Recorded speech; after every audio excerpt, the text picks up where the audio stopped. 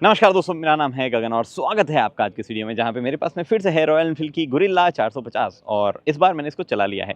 200 kilometre के लगभग चला लिया है, हाईवेज पे, सिटी में, माउंटेन्स में, ट्विस्टीज़ में, सीधी रोड पे वगैरह वगैरह वगैरह।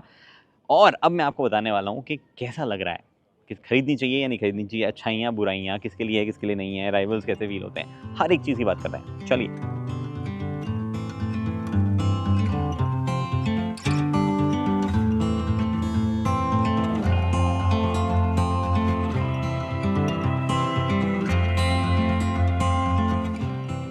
तो सबसे पहले जो है राइड पे चलेंगे सीधा-सीधा, कुछ ऐसा ज़्यादा बातें नहीं करेंगे, बट मेरे को एक चीज़ आपको दिखानी थी, वो ये।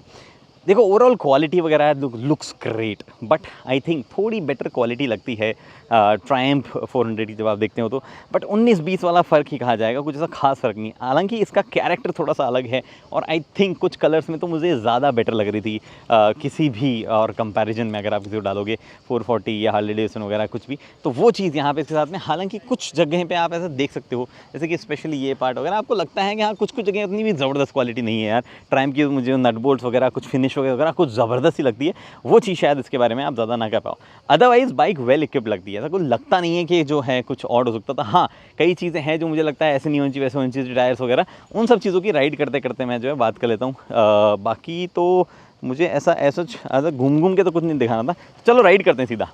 ओके, तो अब बात करते हैं राइड करते करते, क्योंकि इंजन, ड्राइविंग, ये वो, इन सब की बात करने का सबसे बढ़िया तरीका यही है कि आप राइड करते वक्त बात करो, ताकि लाइव फील जो है वो जो मुझे आएगा वो मैं आपको बता पाऊँ। तो वैसा ही हम जो है करने वाले हैं यहाँ पे। सबसे पहली चीज़, हिमालयन जो है उससे कंपैरिजन करना ज़रूरी है, क्योंकि हिमालयन के शैसी पे बेस्ड है, मतलब उसके मेन फ्रेम पे बेस्ड है। सब फ्रेम वगैरह, उनके माउंटिंग पॉइंट वगैरह काफ़ी चीज़ें बदली ज़रूर है, बट स्टिल आई थिंक जो कोर है वो तो वही सा है, और वो कोर आपको फील नहीं होता है बिल्कुल भी, क्योंकि रैक एंगल चेंज है, टायर साइजेस अलग है, ग्राउंड क्लियरेंस अलग है, वजन कम किया गया है, टैंक थोड़ा छोटा है, सामने की तरफ ऐसा बड़ा सा काउल निकला हुआ नहीं है। उन सब चीज़ों की वजह से एकदम डिफरेंट फील आती है। इनफैक्ट बाइक में जब आप बैठते हैं तो बैठते ही आपको फील आती है। थोड़ा सा मैं पीछे जाता हूँ ताकि इन सब लोगों को आगे जाने के बाद में थोड़ा हम एंजॉय कर पाएँ। बाइक में जब आप बैठते हो तो बैठते ही वो फील आती है कि गाड़ी जो है वो लाइट तो है और थोड़ी छोटी तो है।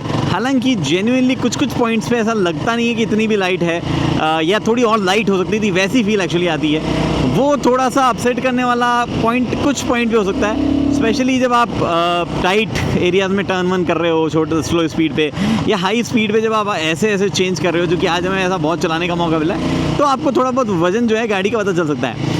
बट अदरवाइज मोर और लेस आपको हल्की तो ये डेफिनेटली लगने वाली है। और जो छोटे राइडर्स है, ग्राउंड क्लियरेंस कम है थोड़ा सा, पर इतना कम भी नहीं है, और सीट हाइट नीचे होने की वजह से उनको बहुत अच्छी लगेगी। तो वो एक एडवांटेज जो है यहाँ पे ऐड हो गया है। उसके बाद रही बात हिमालयन से इंजन वगैरह की, तो देखो इंजन सेम है, पावर फिगर्स वगैरह सेम है, बट रॉयल एनफील्ड ने राइड बाय वायर था, हिमालयन में भी था, तो यहाँ पे भी है। और उसमें उन्होंने थ्रॉटल मैप चेंज किया कि थ्रॉटल जब मैं कितना ट्विस्ट कर रहा हूँ, इतना ट्विस्ट करने पे कैसा बिहेव कर रहा है, इतना ट्विस्ट करने पे कैसा बिहेव कर रहा है, उन चीज़ों में बदलाव किया ना। ऑल्सो स्पॉकेट जो है वो चेंज हुआ है, तो उसकी वजह से जो है कुछ फील्स जो है चेंज हुई है। अभी वो फीलें जो भी मैं बोल रहा हूँ, उसमें सबसे पहली चीज़ जो है चेंज हुई है वो ये कि आप जब लो स्पीड से होते हो 10 की स्पीड पे, तो उस टाइम पे क्या होता है ना कि गाड़ी स्ट्रगल करती है। आप हाफ क्लच में चलाते रहोगे फर्स्ट गियर में भी 10 की स्पीड में, बट जब आप धीरे धीरे पिक करने लगते हो, that is where this engine shines. Specially 3500 RPM, 4000 RPM, उसके बाद में जो खींचती है, जो कि मैं आपको ये टर्न क्रॉस करने के बाद दिखाता हूँ। इनफैक्ट आई डोंट नो, ये तो बड़ा नहीं है टर्न, 30 की लिमिट आ गई, यानी कि ये वाला ज़्यादा स्टीप है। बड़ा ब्यूटीफुल रोड दिस इज़। हालांकि रॉयल एनफील्ड ने हमें थोड़ा सा स्पॉइल कर दिया है। स्पेन में जो है राइड हो रही है, और स्पॉइल करना मैं इसलिए बोल रहा हूँ क्योंकि शॉटगन की राइड यूएस में हुई थी, लॉस एंजलिस क्रिसेंट में, और क्या ब्यूटीफुल टारमेक था। वो लंबा था, चौड़ा था, हमारे पास ज़्यादा पावरफुल, ज़्यादा लो बाइक थी, क्या मज़ा आ रहा था शॉटगन 650 को वहाँ पे चलाने में। But this is also not that bad, roads तो अच्छी है ही हैं, और ये बाइक भी जो है काफ़ी अच्छा। तो इंजन पे आते हैं, वहाँ पे जहाँ पे हम बात कर रहे थे, and there is a point जहाँ पे इंजन बहुत ही अच्छे तरीके से खींचता है, उस पॉइंट पे मैं आता हूँ, and that is this point. See this, feel it, listen to the sound.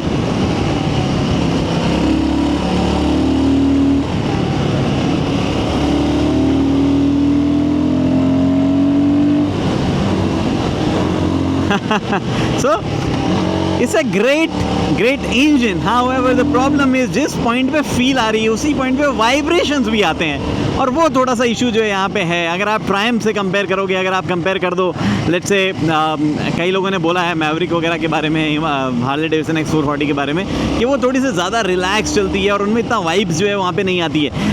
मैंने चलाई नहीं है क्योंकि हीरो ग्रुप जो है उनको लगता है कि मैं बाइक चलाने लायक नहीं हूँ, तो उन्होंने जो है कभी खास बाइक देने की कोशिश नहीं किया, दी नहीं एक्चुअली। बट जब मिलेगी तब इसका भी ये प्रॉपर रिव्यू करूँगा। इनफैक्ट सोर्स तो कर लिया मैंने, इंडिया जाके चलाऊँगा मैं। तो उन लोगों ने, जिन लोगों ने मुझे कहा है कि वो बाइक थोड़ी सी बेटर लगती है, वो एक पॉइंट जो है वो यहाँ पे नहीं है। यहाँ पे उतनी रिलैक्स नहीं चल पाएगी। अगर आपको चाहिए कि वाइब्रेशन बिल्कुल ना हो और मैं 100 पे क्रूज़ करूँ, 100 पे बाय द वे आप जब क्रूज़ करते हो तो गाड़ी 6 गियर में 5000 RPM पे होती है, तो वहाँ पे थोड़े बहुत वाइब्रेशन है, वहाँ सेटल नहीं होता। बट वो इंजन जो है वो सीरियस 6000 RPM पे भी थक नहीं रहा है, वो जा रहा है, वो पुश हो रहा है। आप पुश करना चाह रहे हो, वो पुश हो रहा है। और इस पूरे पुश वाले प्रोसेस में जो एकमात्र चीज़ जो कि मुझे खलती है वो वाइब्रेशन नहीं है, वो है इस गाड़ी का टायर सिलेक्शन। बहुत ही ईजीली ग्रिप छोड़ दे रहे टायर्स।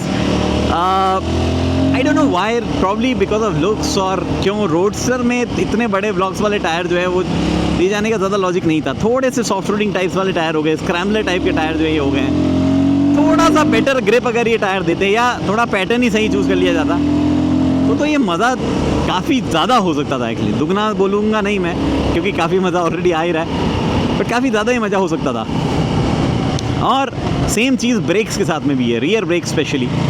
टायर जो है वो आप ब्रेक मारो और ग्रिप छोड़ने लगते हैं। ये मैंने ब्रेक मारा है, तुरंत ABS किक इन होता है। इनफैक्ट कई बार ऐसा हुआ है, ऐसे टर्न्स पे अगर हल्का सा ब्रेक टैप हुआ है तो रियर जो है वो जाता है, या थोड़ा सा ज़्यादा एक्सेलरेशन मारा तो रियर जाता है। And by the way throttle map की मैं बात कर रहा था, ये थ्रॉटल जो है थोड़ा सा ज़्यादा ईगर है इंजन को हाई RPM पे ले जाने के लिए।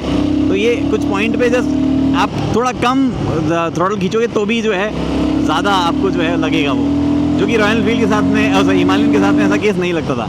तो ये एक बड़ा डिफरेंस जो है वो यहाँ पे आया है। बाकी चलाने में तो देखो लाइट तो है, थोड़ी सी एजाइल, थोड़ा लाइट फीलिंग तो है उसमें, तो कोई डाउट ही नहीं है।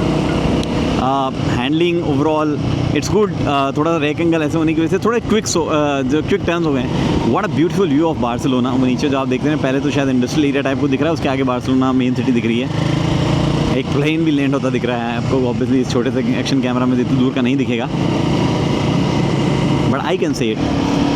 क्या थोड़ा बड़ा प्लेन लग रहा है, कोई 777 A330 types.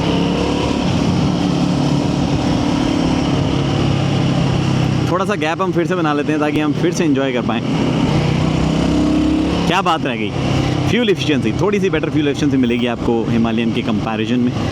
Exact fuel efficiency type तो मैं बता नहीं सकता, क्योंकि हमने जेन्युइनली ऐसे एरियाज़ में चलाया जहाँ पे फ्यूल एफिशिएंसी नापना थोड़ा सा मुश्किल होगा। जिस तरीके से चलाया पूरा लिमिट्स पे से टेस्ट करके, तो थोड़ा सा मुश्किल होगा। However, and by the way ये जॉयस्टिक के कंट्रोल आज भी जो है इतना ज़बरदस्त नहीं लगता है। अभी तो मैंने अपना अंगूठा तुड़ा लिया है, तो मैं थोड़ा सा एक्सेस करने में भी मुश्किल है मेरे को, बट फिर भी these joystick controls अभी 27 point some kmpl दिखा रही है, but I am pretty sure it will give you 30 kmpl easily.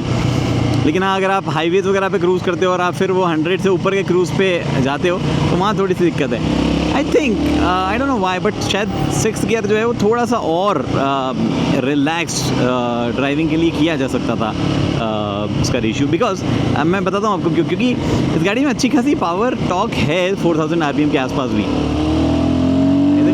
वहाँ पे भी है, तो आई थिंक किया जा सकता था। But I don't know royal Enfield ने क्यों किया ऐसा। हाँ, एक चीज़ तो हमें समझ में आ गई, जब हम हिमालयन पुरानी वाली थी जो इसका लो एंड टॉक बहुत अच्छा था, और उसको हम कहते थे कि भैया हिमालयन नई वाली का लो एंड टॉक उतना अच्छा नहीं है, वो थोड़ा सा जो है वहाँ थोड़ा बेटर होती। तो मैं यहाँ पे जब शुरू हुआ था मैंने आपको बोला था कि 10 की स्पीड पे आपको क्लच दबा दबा के चलाना पड़ेगा। आई थिंक वो मुझे समझ में आने लगा कि रॉयल एनफील्ड ने वो इंजन ऐसा क्यों रखा है, क्योंकि उनको मल्टीपल बाइक्स उसके ऊपर बनानी थी, और इन तरीके की बाइक्स में जो है वो वाला इंजन नहीं चलता जो पुराने वाली हिमालयन का था। वो पूरा टॉर्की इंजन ऐसा पहाड़ वाड़ चढ़ने के हिसाब से बनाया गया था, ADV के हिसाब से बनाया गया था। ये वाला है इंजन जो कि लाइक यू नो आपको बोलता है कि चलो थोड़ा सा पुश कर ही लो अपने आप को। What bike is this. इसके टायर्स तो डेफिनेटली अच्छे हैं, बाइक पता नहीं कौन सी है क्योंकि इसके पास ज़्यादा ग्रिप है मेरे से। एंड इसने वो टायर लगा रखे हैं जो इसको थोड़े विंटर्स में भी काम दे देते होंगे। और I have to overtake this guy, और मैं कहाँ करूँ मुझे समझ में नहीं आ रहा, क्योंकि बार बार ट्विस्टीज वगैरह चल रहे हैं, तो बस लेस गैप ढूंढ लूँगा मैं गैप। तो नेविगेशन वाली चीज़ मैं आपको दिखा नहीं पाया था लास्ट वीडियो में भी, बट ऑनेस्टली इसका जो ट्रिपर डैश है आइडिया बहुत अच्छा है, ऑलमोस्ट सही तरीके से काम भी करता है। There are few things that needs to be ironed out, और वो इश्यूज़ एक बार जब क्लियर कर लिए जाए तो वहाँ पे जो है चीज़ें मज़ेदार हो जाएगी। अभी भी जो है नेविगेशन कभी कनेक्ट हो रहा था, कभी नहीं हो रहा था, वो वाला इशू है। तो आपको हिमालयन मैंने जब कुछ टाइम रख के उसका वीडियो बनाया तो मैंने आपको बताया था कि कनेक्ट होने में बड़े परेशानी होती है। वेल एटलीस्ट अभी जो है कनेक्ट होने में तो हमें ऐसे कोई ज़्यादा दिक्कत नहीं आ रही है। यहाँ पे आपके पास में कुछ भी डाल दो, जैसे सेंट सुनीनी है पास में ही है, तो मैंने इसका लगा दिया कि भैया मुझे यहाँ पे नेविगेट होना है, तो वो नेविगेशन जो है वो आपको कुछ इस तरीके का यहाँ पे दिखाता है। ये नेविगेशन मेरा यहाँ पे शो हुआ। ऑब्वियसली इसमें आपका जो है इंटरनेट कनेक्शन वगैरह सब होना चाहिए, ऐसा इनबिल्ट जैसा कुछ नहीं है। स्टार्ट नेविगेशन और नेविगेशन जो है वो यहाँ पे अपीयर हो जाता है। अगर आपका ओके ठीक है, अरे ठीक है मैडम, इतना भी मत बोलो। अगर आपका फ़ोन चालू है तो it will show proper map. पता नहीं है अभी दिखा क्यों नहीं रहा है, बट एक्चुअली शुड शो पूरा मैप। कभी कभी ऐसा जो है UI हाँ बाय द वे मैप के अंदर भी सेटिंग कर सकते हो आप, डेस्टिनेशन नेविगेशन सेटिंग्स वगैरह जो आपकी फ़ोन में आपने सेट कर रखी है वैसे वैसे यहाँ पे दिख जाती है। ये फ़ोन यहाँ पे आया, मैं यहाँ पे दिखाना चाहता हूँ आपको navigation. I don't know why it's not showing, but actually होना क्या चाहिए कि पूरा मैप जो है वो यहाँ पे अपीयर होना चाहिए एग्जैक्ट इस जगह पे मैप। अभी तो यहाँ पे सिर्फ डायरेक्शन दिखा रहा है कि आपको इधर जाना उधर जाना वगैरह वगैरह, but it should show the entire map जब मेरा फ़ोन चालू है। अभी मैंने हटा ही दिया, नेविगेशन ही एंड कर दिया है, तो I think let's start it back. और मैंने यहाँ पे शुरू किया and if I start the navigation, start navigation, इसमें रिकॉर्ड रूट भी है, जो कि आप करने से क्या होता है कि अगर आप मान लो, अरे भाई रुक जाओ यार अभी ये नहीं दिखा रहा है। सो देयर आर निगल्स, मैं आपको तो बता रहा था ना हिमालयन के टाइम पे कनेक्ट होने में निगल्स थे। अभी जो है वो नेविगेशन कभी दिखाता है कभी नहीं दिखाता, लेकिन जब दिखाता है ना वो नेविगेशन इट्स फैबुलस, क्या सुंदर लगता है वो, proper Android to Apple CarPlay जैसे फील। बट आपको ये फ़ोन की स्क्रीन चालू रखनी पड़ती है, अदरवाइज़ आपकी जो है ये इस तरीके का बेसिकली यहाँ पे मिरर होने लग जाता है, जैसा आप आई डोंट नो यहाँ पे देख पा रहे हो वैसा मिरर जो है वहाँ होने लग जाता है। बट इसकी ब्राइटनेस फ़र्क देख रहे हो, काफ़ी फ़र्क है। तो ऐसे कम डिम हुआ है ब्राइटनेस, पर अच्छी खासी ब्राइटनेस की है। हाँ प्रॉब्लम जो है वो सिंपल सी है, आपको जैसे मैंने समझाया कि फ़ोन आपको चालू रखना पड़ता है, तो उसका कोई सॉल्यूशन जो है अभी तक नहीं निकाल पाए। चाहे आईफोन हो चाहे एंड्रॉइड हो, आपको चालू रखना ही पड़ता है। फ़ोन चालू रखना पड़ेगा, बैटरी लोगी तो उसके लिए आपके पास में एक टाइप सी चार्जर जो यहाँ दिया गया है 10 वोल्ट का, तो वो आपके लिए ज़रूर हैंडी हो जाएगा। उसके अलावा ऐसा कुछ नहीं है। पोजीशन जो है बैठने की वो फॉर्चुनेटली मेरे लिए तो सही पड़ रही है। सीट हाइट मैंने दोनों सीट ट्राई की है, जो 780 mm की 2 सीट्स है वो दोनों ट्राई की। मैंने जो ऊंचे वाली सीट है वो ट्राई नहीं की है। And the seats are decently comfortable. I think वो सस्पेंशन का ही एक पार्ट है कि थोड़े से स्टिफ से लग रहे हैं। अब तो ये चीज़ तो असली में इंडिया जब गड्ढों में चलाऊँगा तभी बता पाऊँगा कि कितने ज़्यादा परेशानी लायक वो जो है लॉन्ग टूरिंग में लगेंगे आपको। गर्मी यहाँ पे भी बहुत है भाई, 35 डिग्री अभी दिखा रहा, थोड़ा शेड वेड में ऊपर 39 तक दिखा रहा था, और काफ़ी हालत ख़राब हुई हमारी। मैं पूरे हेलमेट में स्वेट कर रहा हूँ, मतलब नदियाँ बह रही हैं अंदर ही अंदर। नदियों के साथ में समझ में आया मुझे कि इन लोगों को आगे नहीं जाने देना चाहिए था।